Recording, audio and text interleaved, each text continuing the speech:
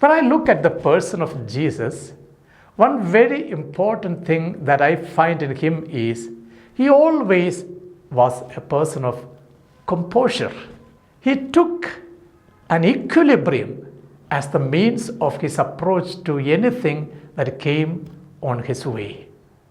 In the Indian Sanskrit language, we call it as dhammam, which means a sense of self-restraint and a self-discipline which helps me to approach the realities that I encounter with an equanimity of mind and body. Moolam samiksha yatra gamyata sarvesha margam tadhaiva pravritti.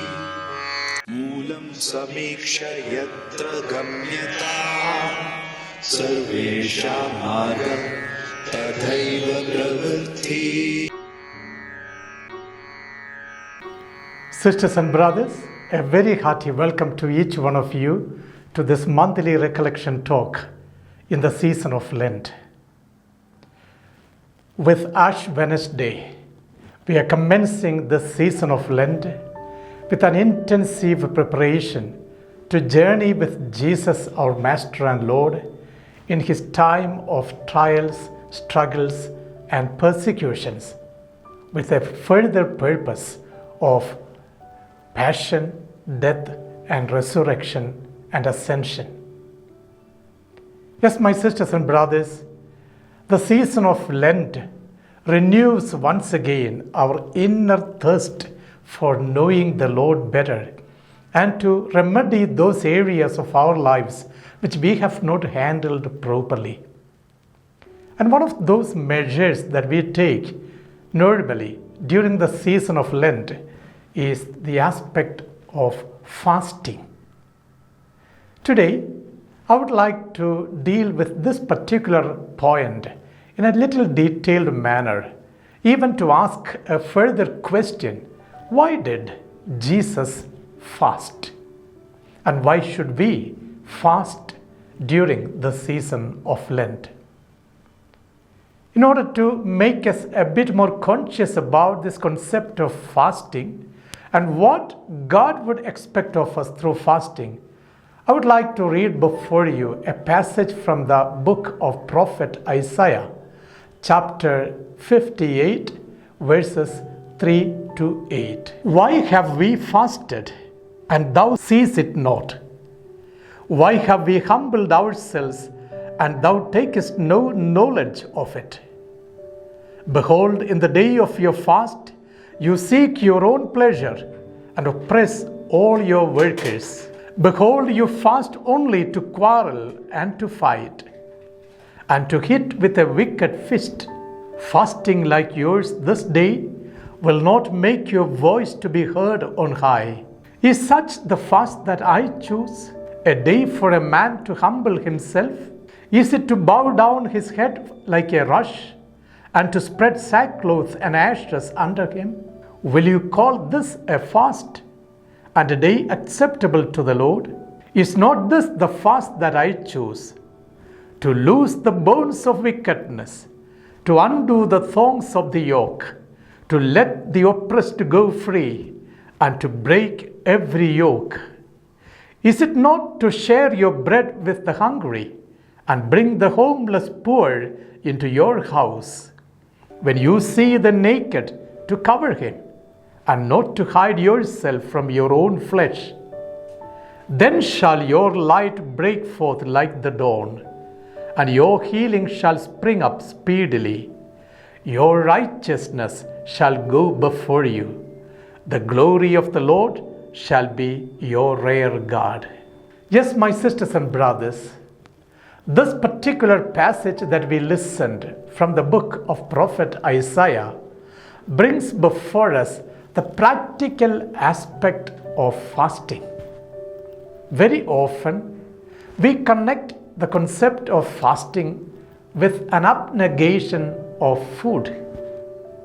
But the prophet nor the scripture are telling us to avoid fasting from food.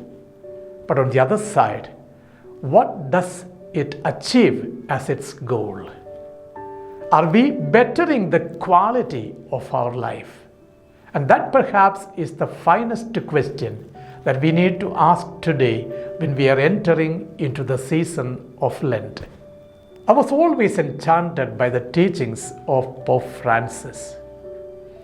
And naturally, he speaks also something very special about fasting. He too, as we read in the book of Prophet Isaiah, mentions about fasting as something that we need to take from a higher perspective than merely thinking in terms of avoiding food. He would speak about 5 kinds of fasting that we need to enter into. The very first fasting that each of us is called to practice is a fasting from sin. Yes, we need to avoid the lifestyle of sin. Sin of pride, sin of greed, sin of anger. What for? In order to purify our soul, our mind, as well as our body too. A second aspect of fasting that Pope Francis would insist is fast from indifference. There are very many times we enter into an indifferent attitude towards others. Indifference is a big sin. And we need to respect people in a very special manner, especially those who are marginalized in our society. People who are poor, weak, and struggling to survive in their lives. It in fact brings forth a sense of compassion and a sense of justice and righteousness as a consequence of it. A third dimension of fasting that Pope Francis insists is fasting from consumerism.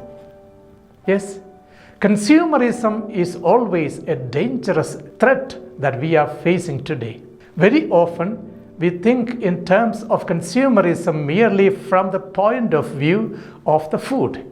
No, consumerism needs to be attached to that aspect of avoiding those materialistic tendencies in order to live a proper channel of life through refined understanding of the given gifts that God has entrusted us with. A fourth dimension of fasting that we need to practice in our life is fasting from violence. Violence not only of physical but also verbal and psychological. We need to safeguard the dignity of the other person. And a final aspect of fasting that we need to undertake today is the fasting from gossiping and negative speech. Yes, my sisters and brothers, this is a very important invitation for us to take charge of ourselves from a holistic perspective and to understand how we need to take a new approach to the very concept of fasting. Yes, having read this particular passage from the book of Prophet Isaiah and also listened to the teaching of Pope Francis in our own time, let's just have a look at this concept of fasting also from the point of view of the food that we eat. When I look at the person of Jesus, one very important thing that I find in him is he always was a person of composure. He took an equilibrium as the means of his approach to anything that came on his way. In the Indian Sanskrit language, we call it as dhammam, which means a sense of self-restraint and a self-discipline which helps me to approach the realities that I encounter with an equanimity of mind and body. St. Augustine would say, virtue stands in the middle. We could very well knit this aspect of fasting with this understanding of a middle path that we need to take today as the pattern of our fasting in the context of the season of Lent. When it comes to the bodily approach of fasting, there are 2 dimensions that we give to it. The very first aspect is that pampering of the body. That means we take too much care to take care of the body. It's a kind of an Epicurean mindset. You know what Epicureanism is? Epicureanism comes from that attitude or a philosophical mindset where one begins to think, my body is everything for me, therefore I take care of the body by eating as much as I can and take pleasure out of it. To that extent, they even made a vomitorium. After having had their fill, when they understood that they could not eat anymore, they went and vomited there and began to eat again. Too much of addiction to food and that which is concerning the body. That's the first dimension of the bodily care that we find when it comes to the fasting. But there is an opposite dimension as well. That is, too much of stoicism regarding body. We have heard about that famous statement or the word fuga mundi. That is, running away from the world, running away from the bodiliness of my existence. Such people begin to fast to that extent that they punish their body without any care for it. It is said in some of the old monasteries, even today they hang on the walls some of those instruments which the monks of that time used to have in order to chastise their bodies. A reminder for the forthcoming generations to understand how they negated their bodiliness and tried to be holy in the living context of their life. Perhaps this is something that is of yet another extreme dimension. This is perhaps where we have to take that teaching of St. Augustine once again to our hearts.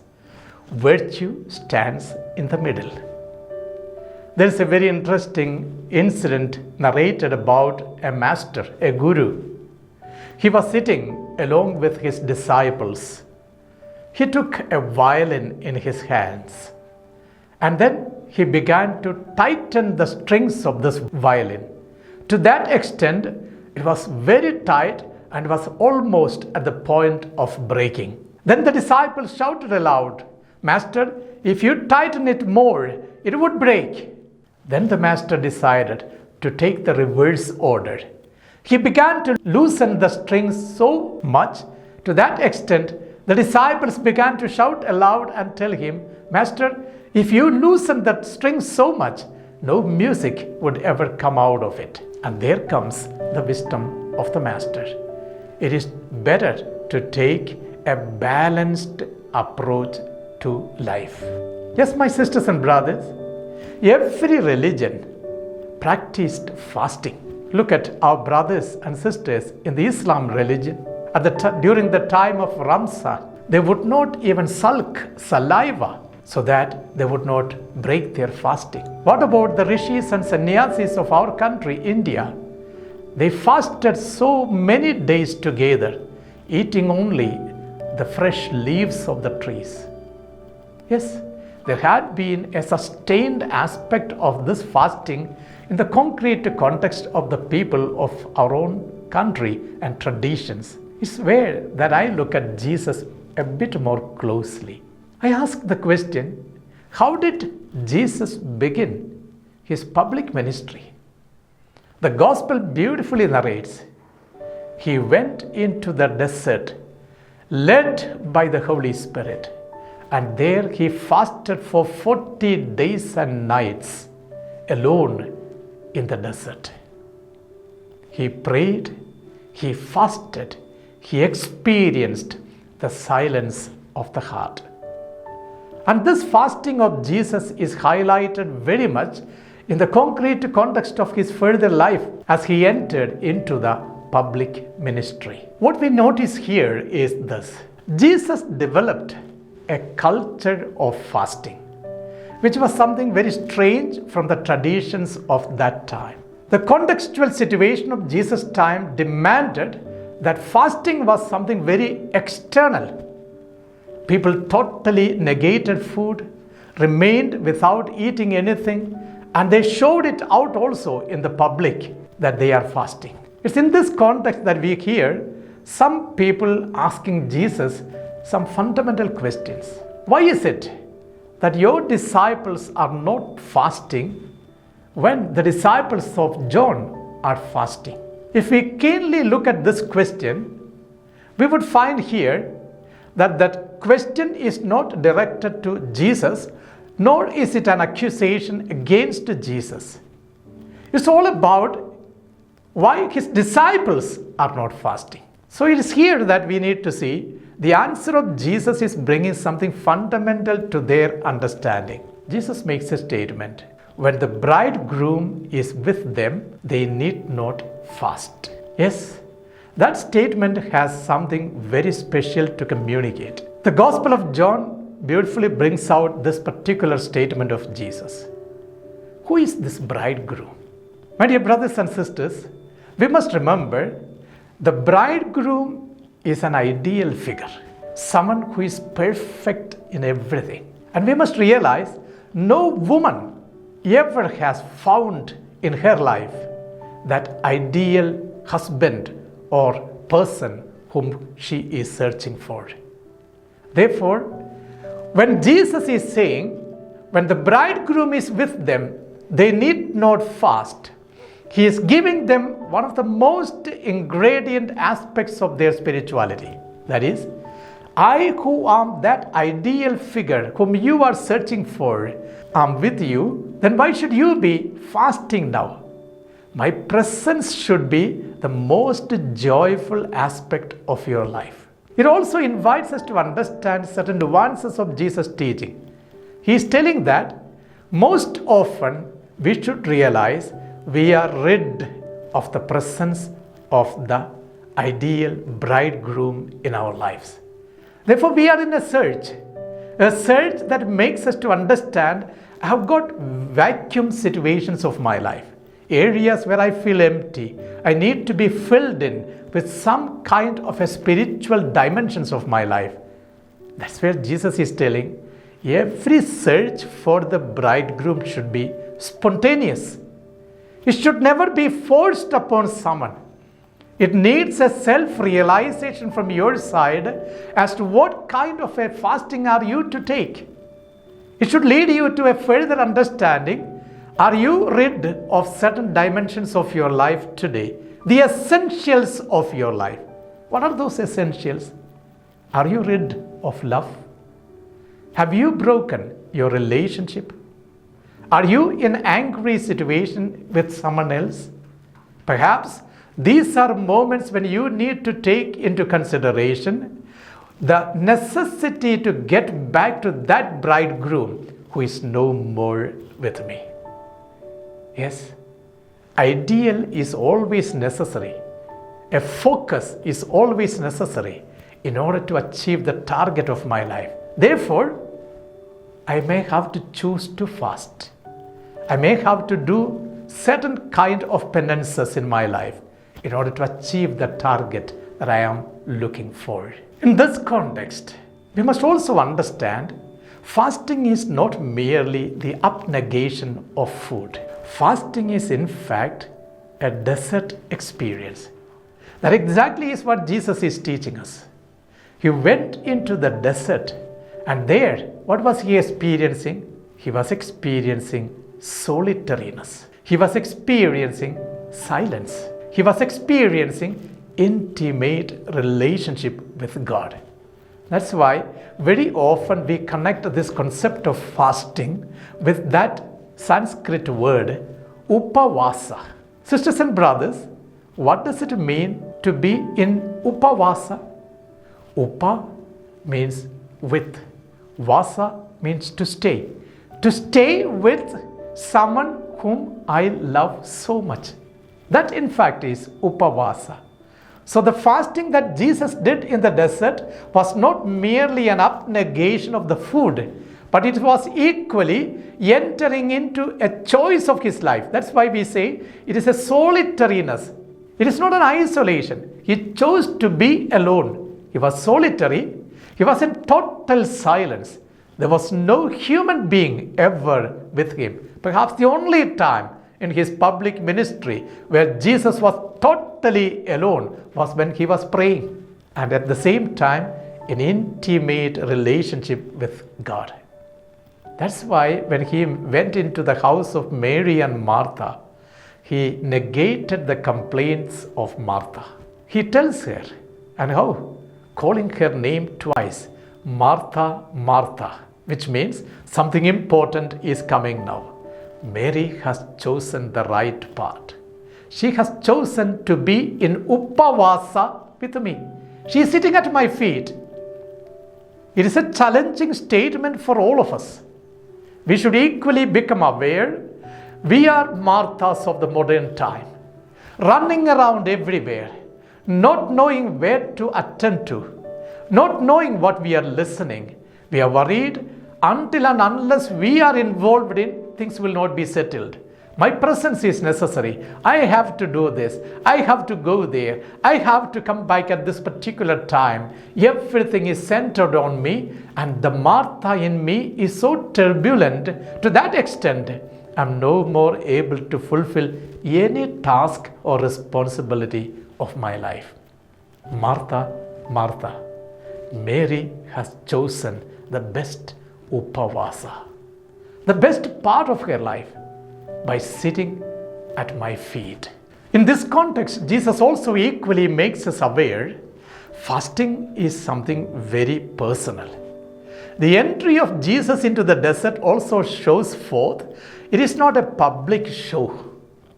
At that time, when Jesus was speaking to the people, he knew very well what was the attitude of the Sadducees and the Pharisees.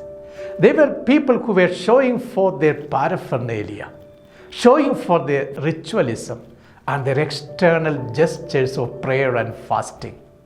To give alms in the public was something very pleasurable for them. They always took happiness in publicly pronouncing, I fasted for these many hours or days. It's in this context Jesus would say very beautifully, understand, when you are fasting, do not show yourself very dismal. Do not show yourself as shabby. Put oil on your head and be joyful in your countenance. Let there be no one recognizing publicly that you are fasting, but the Father who listens to you in secret will reward you. There should be a personal integrity also in undertaking some of this penitential aspect of our life. We need to be more God-centered than self-centered, more objective than subjective in our spiritual practices. I remember that wonderful incident mentioned by Nikos Kazantzakis in his world-famous book, Report to Crete. In that book, he mentions about an experience he personally made when he was on a travel. As he reached a particular village, he decided to stay in someone's house so that he can have a sleep overnight. And at that time, it was very natural. People chose to go to the priest of that place because it was always understood priests will give them a space to stay on. Therefore, Nikos Kazantzakis went to the priest of that place. At that time, priests used to get married. So as he went there, he knocked at the door of this priest, and the priest came out and asked him, how can I help you? Nikos told him, I would like to have a stay overnight. I'm on my journey. And the priest told, please wait. I would come back immediately. He went inside. Standing outside, Nikos could hear certain talking going on inside the house. After a few minutes, the priest came back, took him inside, gave him a room, and shared the meal with him and put him to bed. Following the morning, as he was about to go, even packed some food for him to have on his way. When he reached the destination where he was treading, people there asked him, where did you stay overnight? And Nikos Kazantzakis said, in that priest's house. And they surprisingly asked him the question, did you not know that that priest's son died that night? Nikos was totally unaware of it. When he went there, the dead body of this priest's son was in the house. They were mourning over it. They were not able to do anything for themselves. They were fasting. But when a guest came to their house, the priest decided, my subjective problems should not affect a person's search for dignity and love. And this, in fact, is the true fasting. He even sat with Nikos and he ate the food, which means, let me forget my pains and raise the dignity of the other who is in front of me. Can we today enter into such kind of fasting? Therefore, as a conclusion to our reflection, I would like to put forward to you a few points which can make us aware of the importance of fasting. Sisters and brothers, first and foremost, fasting will always keep us away from sin. You remember that very interesting incident that happened in the life of Jesus. A man came with his possessed son to his disciples and asked them to heal his son, but they could never do it. The man came now to Jesus and complained, I told your disciples to heal my son, they are not able. Master, you please heal him. Having healed this man's son, later Jesus encounters his disciples and he tells them, this kind of problems can be solved only through intense fasting and prayer. Yes, our Master fasted. Even when in the public he celebrated meal, in his privacy he chose to be away from pleasurable situations so that he can encounter the negatives of the society and the world around him. And that is precisely the call that each one of us is receiving today. We have a good number of people whom we can look up to in order to see this aspect of fighting against sin through fasting. What about Mahatma Gandhi, Sundarlal Bakuguna? These are all people who fasted not for their own sake, but for the sake of the purification of the spaces in which they were. They went beyond their own subjective interests to clean up, to purify, and to dignify the society in which they lived through their very fasting. So fasting can always help us to fight against sin. A second dimension that we can take into consideration is fasting is equally a feasting for the body and the soul. It gives us a self-confidence. Naturally, we know very well when we are fasting, our physicality also becomes more strong to resist the temptations of the time. It even elevates our soul and spiritual dimensions to a higher perspective. As a result, the third point, that is, fasting always keeps us focused on the target. A person who enters into a committed fasting always remains focused. That's why we see during the time of these 40 days of fasting, we have certain target to achieve, spiritual as well.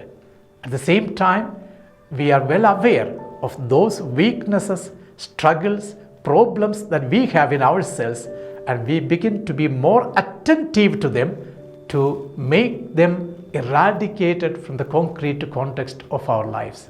We become more focused. Fourthly, we know, as all of us are aware, fasting gives a lot of healing to our body. It makes us holistic. Not only the bodiliness, even the mental framework of our life gets changed when we are physically fit.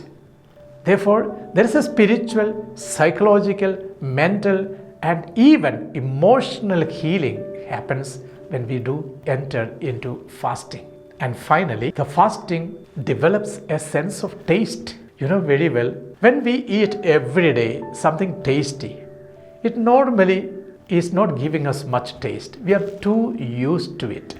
But you avoid some food articles for a long time. Later, you begin to eat that. When you are hungry especially, you would understand how tasty that food is. Yes, my dear sisters and brothers, from a holistic perspective, fasting has to be understood as something that purifies, dignifies our body and mind. Therefore, when Jesus is inviting us today, He is helping us to understand the presence of the bridegroom in our midst. And if He is absent, to choose Him out well through fasting and penance. I welcome all of you as we journey through this Lenten season to make ourselves aware of the necessity to find the bridegroom, understand why Jesus fasted. It was to make us aware of the necessity to focus on God and Him alone. Amen. मूलं समीक्ष्य यत्र गम्यता सर्वेषां मार्गं तथैव प्रवृत्ति